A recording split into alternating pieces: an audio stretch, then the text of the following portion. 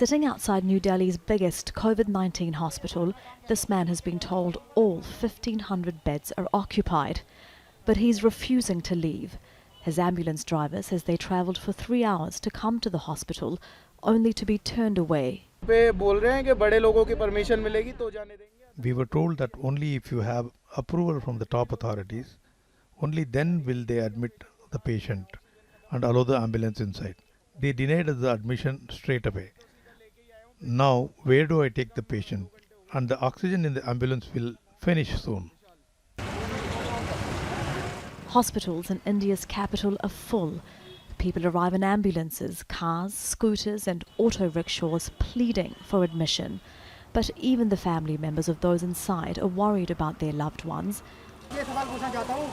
Abhishek's mother Rekha was admitted a week ago. He says he's only been able to speak to her once.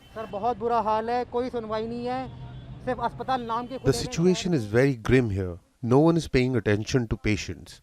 Hospitals are open only in name in this city, and the Chief Minister isn't giving any answers about this crisis. If we call the COVID helpline, no one answers. People can't even get ambulances.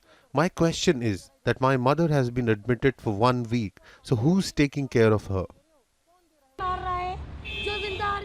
His sister is also distraught. People are going inside the hospital and only their dead bodies are coming out. There was a baby and they denied him admission too, saying they cannot allow the child inside. Delhi's health minister called the shortage of intensive care beds and oxygen supplies in the capital a grave crisis. He's asking the central government to help create more beds. This woman has come here like so many others after being turned away by other hospitals. We have seen patients arriving at hospitals all day, struggling to breathe, being carried by desperate family members. New Delhi's High Court has asked the central government to send oxygen supply to the capital urgently. Its judges say the lives of thousands of people are at stake, and it's asked the government why it's not waking up to the situation. The government says it's planning to import oxygen and ensure its uninterrupted delivery throughout the country. States are converting sports stadiums and halls into COVID-19 care centres, but not fast enough to match the world's biggest surge in cases. After waiting for an hour, this man was one of the lucky ones. His daughter convinced the hospital to admit him.